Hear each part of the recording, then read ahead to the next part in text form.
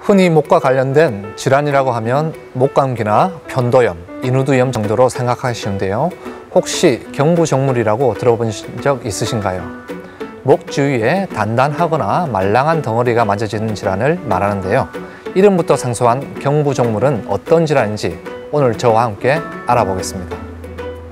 안녕하세요. 이비인후과 전문의 의학박사 홍종철 원장입니다. 목에 덩어리가 발생하는 원인은 크게 선천성, 종양성, 염증성 병변으로 나눌 수가 있습니다. 이런 종물이 발견된 기간이 7일 이내이면 염증성, 7개월 이내이면 종양, 7년 정도이면 선천성 이상으로 추정하기도 합니다. 나이 기준으로 40세 이하에서 가장 흔한 것은 염증성 림프절염이고 40세 이후에는 종양성 병변이 가장 흔합니다. 단순 림프절염의 원인이 되는 염증의 병소는 경부, 안면부, 구강, 인두 등입니다. 특징은 주로 단발성의 압통성 정궤로 탄력성이 있습니다. 주위 조직과의 유착은 별로 심하지는 않습니다. 초기에는 결핵성 림프절염과 감별하기 곤란할 수 있습니다.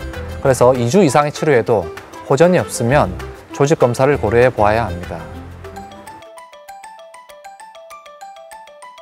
목의 물혹은 어디든지 발생할 수 있는데 염증이 발생하면 열감과 함께 통증을 동반할 수가 있습니다. 크기가 큰 물혹의 경우 이물감 등을 느낄 수 있습니다. 입안에 잘 발생하는 것은 하마종이라고 해서 혀 및 침샘이 막히면 물풍선처럼 부풀어 오를 수가 있습니다. 그리고 선천성 질환으로 갑상설관낭종이라고 해서 턱 밑에 물혹이 발생할 수 있습니다. 우연히 목을 만져서 발생하는 경우도 많고 건강검진에서 초음파로 발견되어 오는 경우가 많습니다. 갑상선 낭종은 물혹을 말합니다.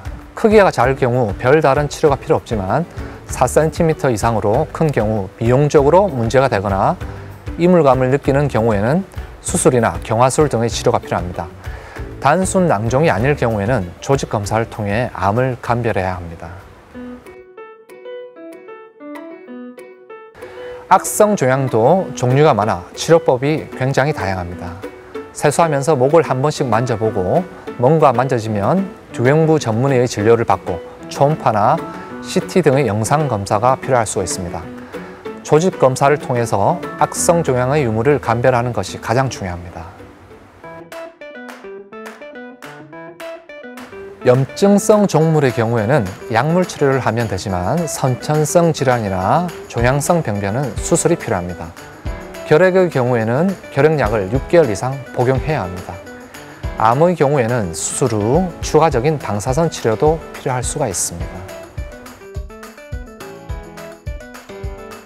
술, 담배, 스트레스, 카페인 등을 피하는 것이 좋고 규칙적인 식사와 운동이 필요합니다. 목에 조금이라도 이상을 느끼면 이비인후과 두경부 전공 전문의에게 진찰을 받아보는 것이 좋습니다.